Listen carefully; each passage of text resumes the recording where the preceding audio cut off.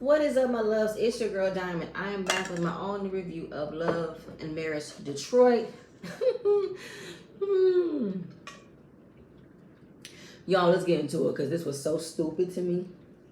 So we pick up at the anniversary dinner for Bravo's club, restaurant, whatever. And the tension is thick between Kimberly and Christina. You can cut it with a knife. Kimberly was eager to discuss her issues with Christina, and it just blurts out, right? Kimberly talks about how she was very good friends with Christina, but she realized Christina was not a good friend to her. And what started her not being a good friend to her was at Christina's birthday party.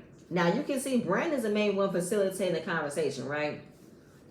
And Christina says, so what happened? Two of your friends were asking me, what kind of phone do I have? I have an Android. And they also asked my husband, what kind of phone does he have? I have an Android too. So they said, oh, both of y'all are perfect for each other because you like mediocre things. Can anybody explain to me how that's an insult?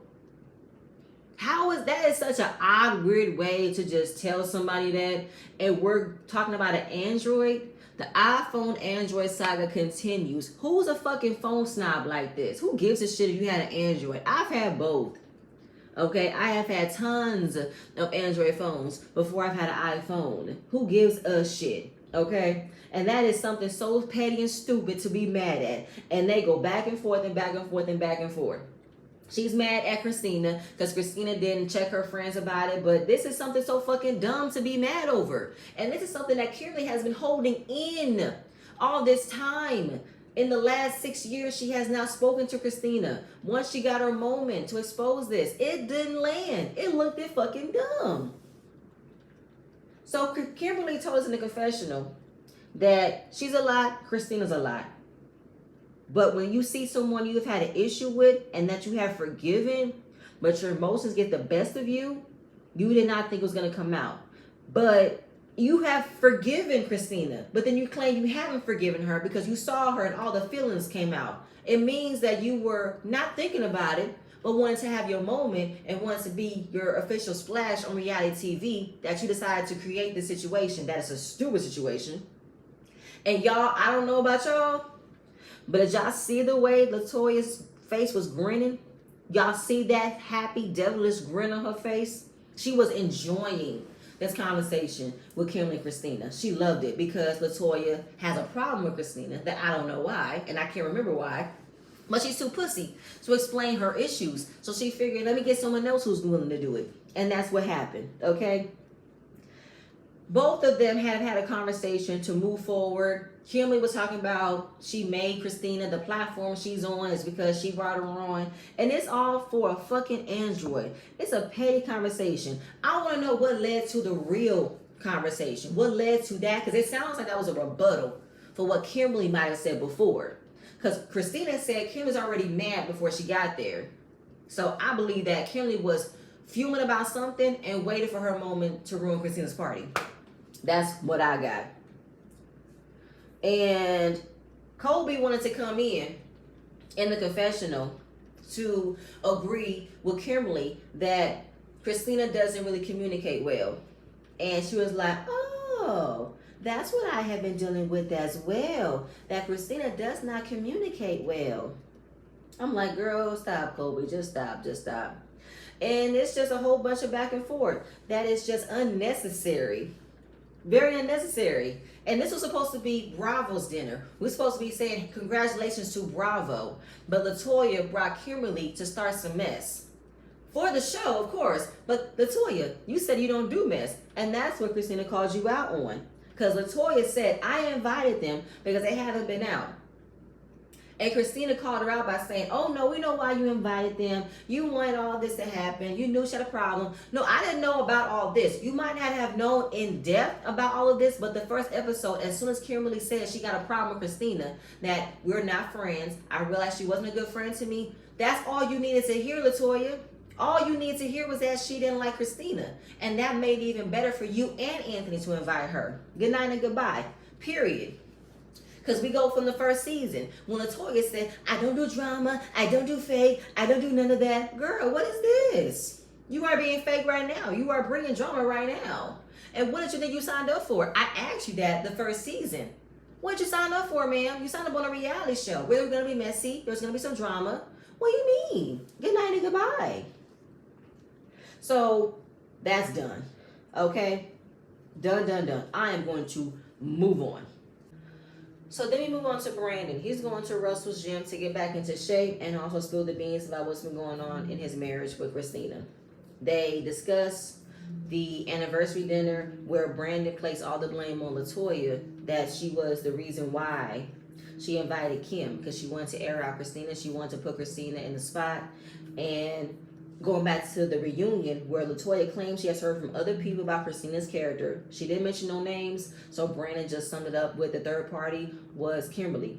I didn't like that he said it's her direct op, when I'm like, you are her direct op, Brandon. You go against your wife every chance you get. Then he goes out a bit further to call out Anthony for making his life worse, even though, Brandon, you have made your life worse. You have confided in Anthony about your problems without confiding in your wife. And you gave Anthony the ability to defend you on things that he should not have been defending you on. But he has not been in a good place with Anthony since Anthony switched up on him last season, which he did. So Russell asked him about how things are going on at home. Things are not good. He said he's miserable. He's been trying to figure some things out. I hate the way that Brandon makes it like he's been suffering in his marriage this entire time when it's been Christina that's been suffering. And it just goes to show you Brandon was never meant to be married. Okay? Russell feels like, I don't see why your life will be miserable. You guys looked great at the party. It looked like y'all was in a good place. Nah, he said, we good at playing pretend. We know how to fake a front. We are roommates right now. And I hate it. Like, Christina, leave this man. The way he does display your relationship, how you guys have never had a real good moment in your marriage, like, leave him. Leave him. And he told Russell he was contemplating divorce. So Christina told him to leave the house. And now he's been living with his mother. Russell had a real emotional reaction to listening to Brandon talk about his marital woes. And in my mind, I'm kind of like, why are you crying about it? You know the way Brandon has been acting. Why are you crying for him? And of course, Brandon ain't crying. He ain't crying over a situation. I think that Brandon likes to be pitied. I think he likes to be a victim. I think he likes to have people doing the woo woo woo for him because it's all about him right now. So he wants to be the one that's being recognized as the one that's hurt. Narcissist. Because Russell spoke about a marriage being a covenant of God. I tuned out, and hearing how Brandon and Christina are in this space is disheartening. Then Brandon tries to come up with some tears about how it's hard being a black man. You gotta be tough for everybody. You gotta provide for everybody. And I just don't feel appreciated. Then I seek out fulfillment in other areas, and that's the problem. It's all about you, Brandon. This is what Christina wanted from you. She wanted you to appreciate her. The fact that you know it's wrong for you to seek fulfillment from other people, particularly other women, and not go to your wife, this is what she's talking about. Brandon is selfish. You can't act like you never felt appreciated, but then don't understand why Christina didn't feel appreciated. Make it make sense. So in the next scene, we got Christina going to a dance studio to meet up with her very good friend, Chelsea. We saw her last season, very good friend. She's also a vocal coach, so she's also helping Christina get back into her vocal training, getting back to her diaphragm, and learning some counts while singing. And the fact that she's getting back to her roots in music, her parents have done music. She received a lot of opportunities to do music. She even had a Sony Records deal in front of her. But when she got with Brandon, he told her, I didn't marry an artist. And he doesn't see his wife to be an artist. So she didn't think about pursuing it any further, became a submissive wife, and shelved the idea of ever pursuing music. But now that she has been separated from Brandon, and she's found herself getting back with God, back into writing music, singing music, she wants to show herself and to her girls to never let anybody tell them that their dreams are not a reality. Don't ever let anybody tear down your dreams. So Chelsea and Christina have their own confessional, which I found very cute, to discuss their friendship. They have a very real friendship. They don't sugarcoat things. They don't become minions to each other. They are very big on loyalty, and they ride for each other. So we discussed Bravo's anniversary dinner, and she sees Kimberly. Chelsea knows who Kimberly is, and Latoya did the introduction, how these were her friends and they don't get out much. And Kimberly just comes for Christina. Talks about why she don't like her. Talks about how she wants to be her. And we don't know what you do. She said she pretty much Anthony me. Because that's what Anthony did to her last season. She even called out Latoya for bringing Kimberly, knowing that Kimberly doesn't like Christina. And Chelsea has said, whenever you hear Kimberly's name, it's always been messy. Anytime you hear Kimberly's name, it's also a story of how she yells, she do a tantrum, and she ruins someone's event. So because it's supposed to be centered around how Christina doesn't have a good way of communicating. Christina's a bad communicator. This is how Christina treats her friends. That's what's being centered around Detroit, right? So now we have the characteristic traits of Kimberly. Kimberly throws a tantrum. Kimberly yells at people. Kimberly ruins other people's events. Got it. So then we get to Brandon, how she wants to get back into music. She was doing her vocals training with Brandon, but Brandon never believed that Christina was serious about becoming an artist. Her questioning him why he had been trying to help her with her music, why he didn't believe in her. And I saw the clip that was the whole scene of them being in the studio, because it was more than just him saying he did not believe in her being an artist. She repeated what he told her about he didn't marry an artist. It wasn't just that. You didn't want my wife all day in the studio, all night with other men, and you didn't want this and didn't want that. But while you didn't want that for your wife, who you knew had a career, or who you knew had a dream pursuing music, you were also in the music industry, and you expected for Christina to just accept the fact that you wanted to be in the music industry and accept that you're going to have long night sessions and be with other people, dealing with other women. She was supposed to accept that, but you couldn't accept her in that same realm. Insecurities. It makes me feel like Brandon was definitely jealous and intimidated and fearful that his wife's success would have overshadowed him.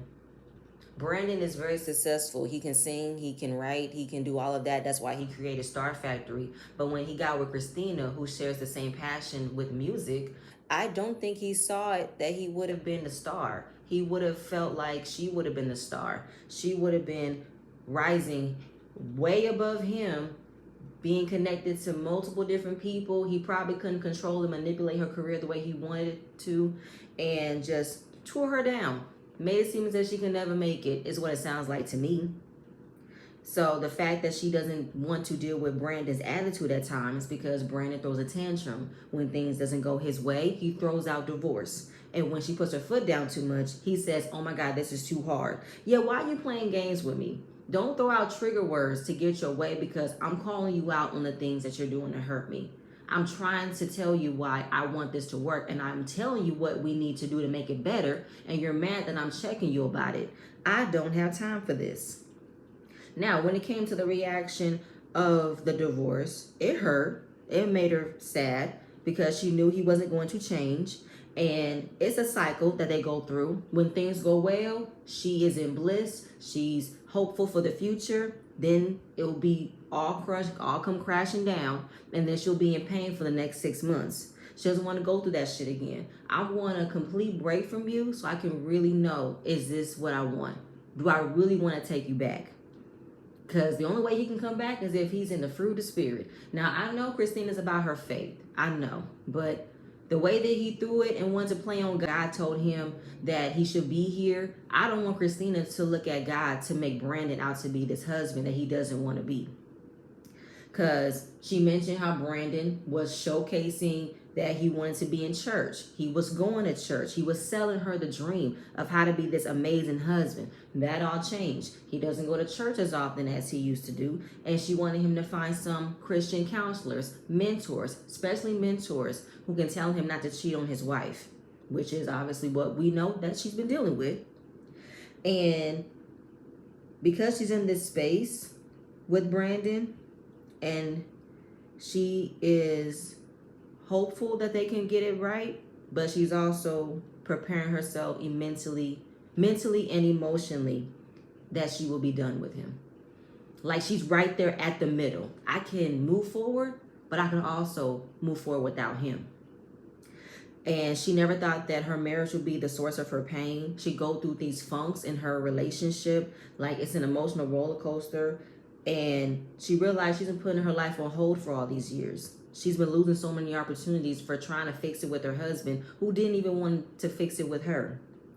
And with being separated from Brandon, she has rediscovered herself, her love of music, writing music. It's been a healing process for her. And with going through these moments with Brandon, she goes to music. But when he ain't gonna change, he ain't gonna change. And I feel like Brandon is not gonna want to change until he actually loses what he lost. So then we get Anthony. Anthony has his He-Man's Woman Haters Club from last season, doing this Millionaire Movement March.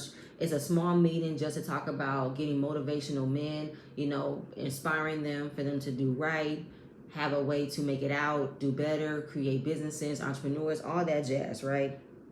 He's also bringing in Marcel, Kimberly's husband. He's a motivational speaker as well. And he always has a plan to talk to the young folks, you know what I'm saying? Get them motivated, get them pumped up with knowledge that they can, make better decisions for themselves. They can set up a goal for them that can lead to a bigger goal. But I feel like it's all cap to me. So after the meeting, Brandon comes in knowing that there was a meeting because Anthony told him to come after the meeting. And Brandon is instantly slighted that he wasn't involved in this meeting. I always thought that when Anthony switched up on Brandon last season, it's because Anthony, in his own mind, has a pissing contest with other men that he wants to prove I'm better than you. You know what I'm saying? That's how I feel Anthony has done things when it comes to Brandon. And you could have planned a different conversation. You didn't have to plan it right after the meeting. You wanted to sun Brandon by having you show him, I'm about my business. I'm about my money. Look at me. I'm rubbing elbows with different people to make an actual change to the world. Like, that's what I'm sensing. And even though Brandon was talking shit last season about the Million Man Move March, everybody was. I was, because I didn't understand what was the point of it. There was no media coverage. There was no actual inspiration. What was the mission statement? The only thing you brought was Marceau from last season, and he is not about movement with all men. Like, please. So Anthony says, okay, we're going to have a conversation like men, let's move on, or we can just coexist, whatever you want to do. But Anthony really, really wants to make it work with Brandon because he missed his boo. He missed him. And Brandon says, listen, I always thought you were a cool dude. I've known you for all these years, but the way you acted last season, it kind of like made me look at you a bit differently. And Anthony did switch up last season. As soon after Kobe and Christina were having problems, Anthony LaToya completely switched up on Christina and Brandon for no reason.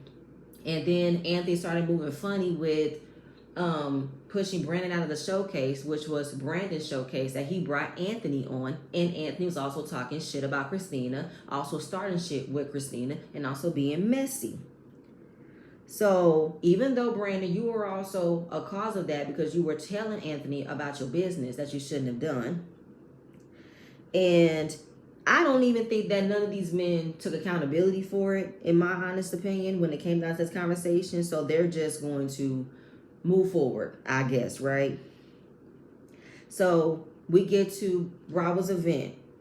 Brandon again didn't like that LaToya brought Kimberly on to attack Christina, right? And he's hopeful that Kimberly's husband doesn't try to mend fences with the ladies. Let the ladies stay in the ladies' business. Let the husband stay out of it. And Anthony threw his wife under the bus without hesitation.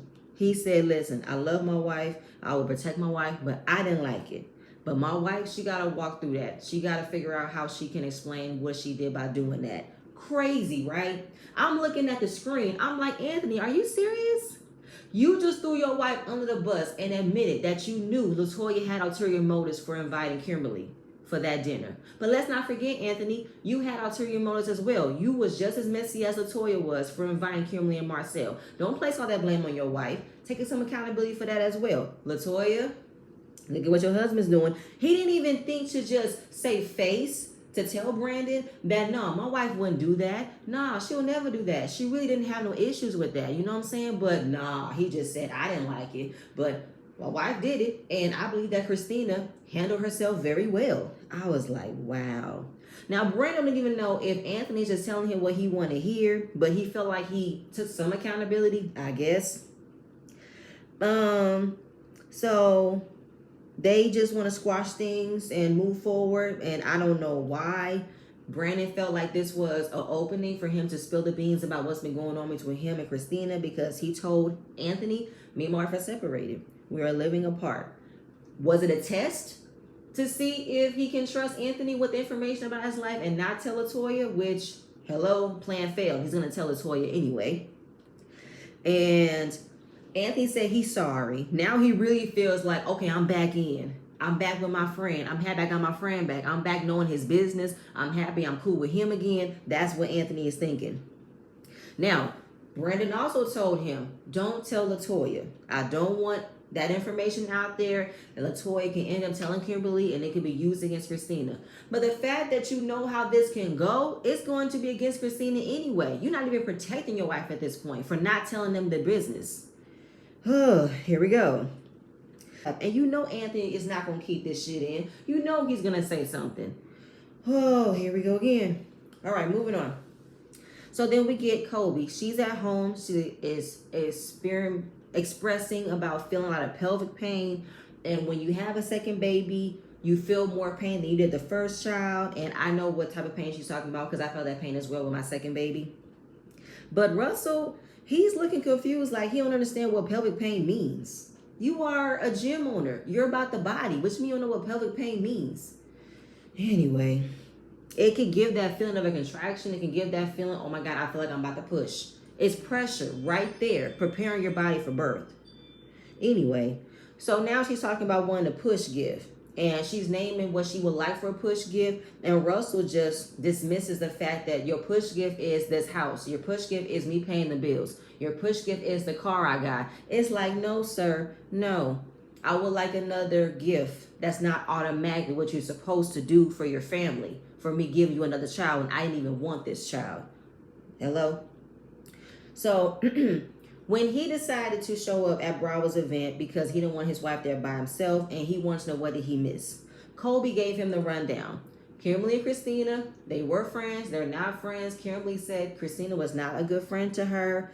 And Colby wanted to chime in and say, Christina, do you have a record of being a bad friend? And I'm like, Colby, do you want to move forward in this friendship or not? The fact that you just had a conversation with Christina the day before or a couple of days before the event just for y'all to be at a cool place because you guys are still figuring out your friendship, you didn't have to go back into being petty by saying, dang, Christina, you really don't know how to be a good friend, huh? Like, what the hell, Colby? But the fact that you want to chime in and jump on the bandwagon about Christina's character, it goes right back to you, Colby. Why is everybody acting like Christina is such a bad person because she is bad at communicating? Colby, you're bad at communicating as well.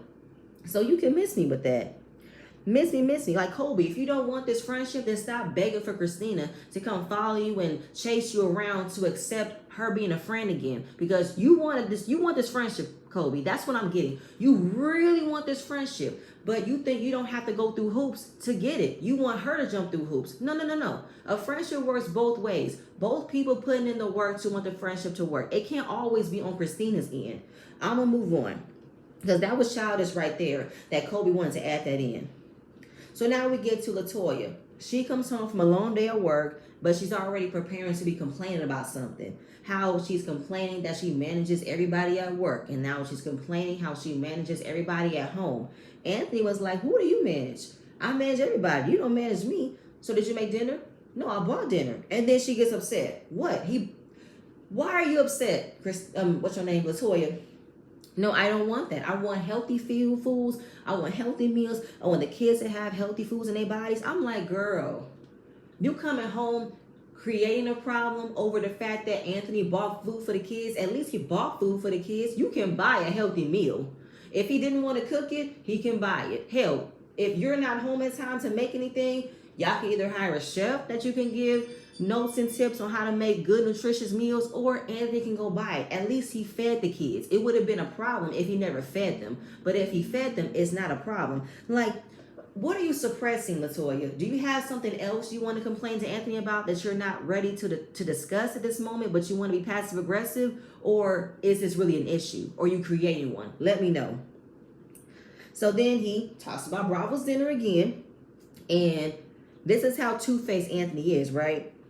He really was enjoying how Kimberly came out of the gate to attack Christina, because he said Kim was not that person. Like, she's always been nice, but she came with that rah-rah and that whoop and that shade, and he enjoyed it. So you telling Brandon that you thought Christina handled herself, but here you are telling your wife you enjoy Kim coming at Christina. Two-Face. And Latoya said she had a conversation with Kimberly and how she didn't want to have a friendship. Again, I'm going to chime in. I watched another YouTube clip about Latoya and Kimberly having a conversation about whether or not she wants to move forward with Christina.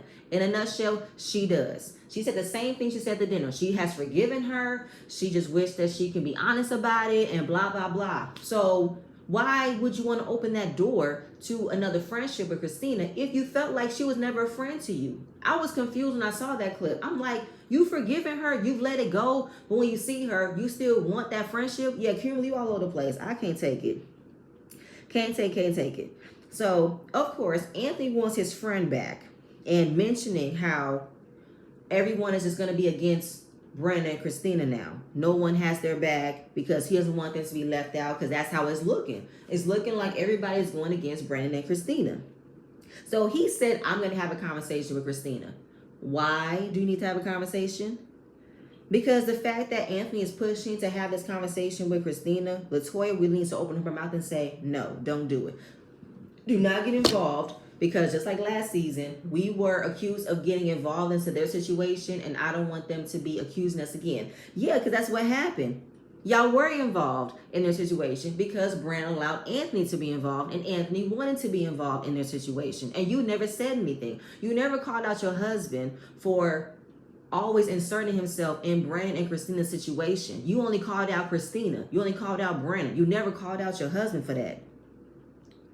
Leah, you contradicting yourself, Latoya. You really are. So the fact that Anthony was really trying to push for this conversation, all she's telling him, okay, if you want to be a friend to her and let her know you are there for her, then do that. Because Anthony told her Brandon and Christina are having problems. So I just want to make sure she got somebody on her side, because Latoya doesn't want to. But I feel like you shouldn't even do it. But Latoya is going to sit back, allow her husband to put them in through mess again, and she's going to blame everybody else but her husband. So again, she told him, if you're going to be there as a friend, be there as a friend. Don't get your feelings involved. Don't give any opinions about it, because then it's going to come back and bite us, but it's already going to bite y'all in the ass anyway, because Anthony wants this. Anthony wants mess. And he only is doing this because he wants to be back cool with Brandon. He missed his friend. He missed his boo thing. That's what he misses. So as long as him and Brandon are cool, he don't give a shit if you and Christina are not in a good place, because he don't care about your feelings. He cares about his feelings, and he wants to get back cool with Brandon. Either way, moving on. So we get to Colby. Colby is having a gender reveal party, a small intimate gathering of a gender reveal that she didn't want to have. Russell was hounding her for it, so she said yes, we'll have it. Her friend Chelsea, oh that's right, Colby do have another friend named Chelsea. Dang, two Chelseas. She threw it for her, and Colby was looking annoyed and irritated all throughout the rest of this scene. It wasn't just the fact that she's tired because it's a second pregnancy. She does not want to be excited about this gender reveal. She does not want to be excited of having her hopes crushed that she might be having another girl. Like, she's just looking mad and frustrated the entire time. So she's not excited about it. She knows she wants a boy. She knows Russell wants a boy, because she still brings up the bond that Russell has with her daughter. Let me tell you something, Colby. I have two children, a boy and a girl. And both me and my husband both have a great bond with our children, but they are a mommy's girl. Point blank period. They come to mommy. They call for daddy, but they call for mommy. And I'm a mommy's girl as well. I go to my mom for everything. I love my daddy, but I'm not a daddy's girl. And neither are my sisters. We are mommy's girls, okay? So I'm going to need for you to let go of this stigma, or let go of this, it's another word, it's another statement, stereotype that sons are automatically going to cling to their mothers and daughters are going to automatically cling to their fathers, because it's not always the case, all right? And we get to why Colby is expressing how much she wants a boy, because when she had her first gender reveal, she was upset that Kendall was coming. She was having a girl for the first time. And she got a lot of feedback, a lot of backlash for her having such a disdain on her face, having such huge disappointment of having a girl. And I would be too, because you are giving me images of all these other gender reveals I've seen on social media, how there are a lot of parents who get so upset that they don't get the gender that they want. They get mad. They crush the cake. They crush tables. They throw things. That's what you're giving me with your attitude in this moment, okay? And Kobe, you're right, because she said it's okay to have a preference. It is. But when you don't get the preference that you want, you suck it up and let it go and be grateful for what you have. That's what you need to do. The fact that you would, I'm using your words, you were so devastated to find out that Kendall was coming, that Kendall was a girl. So devastated. Here you are now preparing to be devastated that you're about to have another girl. But you should accept the fact you're able to still have children, regardless if it's a boy or a girl. So that's why she's been hesitant on not getting excited about this gender reveal, because she doesn't want to be disappointed again. But she knows she doesn't want to keep trying, because that's what Chelsea told her. Okay, well, if you have another girl, then you just go ahead and try for another boy. And that's what Kobe doesn't want to do. She doesn't want to keep trying. She wants to be one and done. She doesn't want to be trapped in having another baby, because she said she was trapped in this one. You weren't trapped in this one, Kobe. You had sex with your husband and he made a baby with you. If you wanted to protect yourself from not getting pregnant, then get on birth control. It is totally normal to be married and be on birth control, okay? Don't use this submissive white thing. Don't use what your religious background have routines you to be, trained you to be. Speak up, Kobe. Say you don't want to have any more children. Just say that. Russell gonna have to get over it, all right? So not only is this a party that she don't want, she still wants to use it as an influencing opportunity, because she has her videographer there, her photographer there to get some endorsement deals, maternity clothes, some strollers, some baby stuff, anything she could get to make more money. It's a good tactic. It is. So we are the only ones that can see how unhappy Kobe is, right? Now she's trying to make it seem as if she's being a team player. You're not being a team player. You're being unappreciative. You're being a Debbie Downer, okay? So Russell's in the confessional wanting to have a son, because if he wanted to have a son, he would have named him Russell Harris III, because he's a junior, his father is the senior. But if he doesn't, and he gets a girl, tell his daddy, you won't be able to have a grandson. All you'll have is granddaughters. So they have the gender reveal in a recording of a teddy bear that when you press the button, it was Kendall's voice, I believe, that revealed, we're having a girl. Everybody but Kobe is excited. Kobe is trying to fight back tears of how disappointed she looked. Even the confessional, she was silent because she was trying to compose herself of being disappointed, but the disappointment was all over her face because she didn't want to have another baby. Or as far as like didn't want to have another baby girl. Now she feels like I'm going to be stuck planning to have another baby. You're not stuck, Kobe. You don't have to have another baby. Like my life is going to be revolved around having multiple babies till I get a boy. No, you don't. You don't have to. Tell Russell you're not about to get me knocked up again and again and again. I'm not doing this. And things will always come the way you want them to come. Suck it up. You have two beautiful girls. I'm thinking the energy and the pain you're experiencing is your daughter telling you, you don't want me. I'm getting the energy, you don't want me. It could be the same with Kendall. You probably show annoyance and irritation that you have a little girl. She probably feels like you don't want her. Come on, Kobe, get this attitude together. Get it together. Now she knows Russell is excited, but she's just so devastated. She's so upset. And she's defending that she loves this child. She's happy to have this child, but I would have wanted a boy so I can be done. I hear you, Kobe. I hear you. But you can't keep on drilling it over everybody else's head that you want a boy. What you want them to do? Go back to the drawing board? Go back to the doctor's office and switch from an X chromosome to a Y chromosome? What you want them to do? Maybe Russell can only create girls. What you want them to do? What's done is done. Okay? So she's trying to talk about the difference of how it will be if she was to have had a boy instead of a girl, because having a girl is time consuming. You gotta make sure they're dressed. You gotta make sure their hair is done. Trust me, I know, Kobe. I'm agreeing with you. Having a girl is time consuming, especially when you want to dress the girls up in beautiful outfits. They want to have a sense of fashion. They want to dress all pretty and girly. It can be time consuming. And if they have a full head of hair, you got to do their hair as well, as long as your hair. But the same upkeep you have to have with having a girl is the same for a boy. Is Russell going to take charge in taking his son to the barbershop, or is that going to be your job? Is it going to be his job of taking his son shoe shopping and clothes shopping, or is that going to be your job? Let me understand, because both the upkeep of a boy and a girl is the same time consuming. It's the same thing. Having children are time consuming, period. It's not a difference that one's a boy, one's a girl. It is a true fact, though, that girls tend to mature and evolve faster than boys do. Just be happy, okay? So she's also telling Russell that you don't understand how it feels to be home all day and with a baby and now with a toddler. You just have the ability to get up and go. Russell doesn't want to understand that, because he says, what you mean? I don't have the luxury to just get up and go. Yes, you do. You wake up, get yourself ready for work, going all day. You don't have to worry about a diaper bag. You don't got to worry about getting someone else's dress. You don't got to worry about making sure things are done before you get to the car. You don't have to worry about those things. That's what she was explaining to him. And of course, he's not getting it. She wasn't downplaying that Russell was not doing his job providing, but I'm telling you, my job is harder now. I'm pregnant. I'm also an influencer. I gotta do my job, but I also gotta take care of our daughter. And now I'm gonna have 2 girls. That's gonna be even more work on me. And you don't think about those things that I have to deal with. And he's just not getting it. He's selfish as hell.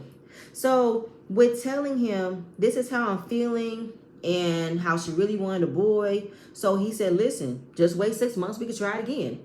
The hell are we talking about?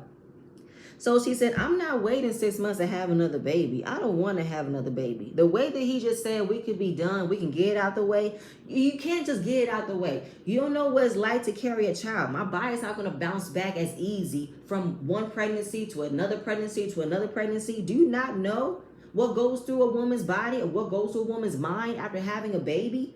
This is a part of the insensitivity that men have, that women can just go back to being pregnant again. You know, pregnancy is 9 months, right? And you know a lot of things can happen to a woman in 9 months. Then you get the afterbirth, you get the depression, the postpartum. It's a lot. I can't just bounce back to having a child. Like, what are you talking about? Things are put on hold because I'm pregnant. And that's what I believe Kobe is mostly mad at. That she is not in control of doing things she wants to do because she has to make sure her careers are good. And that's what Russell doesn't help her with. Like, how insensitive can you be, bruh? Just to tell your wife, it's okay. Once you drop this one, we can get pregnant again. I don't want to do that.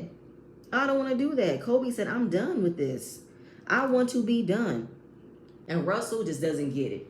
He just doesn't get it. He's very insensitive. He's all about him, and it's crazy. You're putting all this pressure on Kobe to just get over it and have another baby. Get over it. This is what you're supposed to do. Nigga, no. Fuck you, Russell. Okay? But y'all, that's it.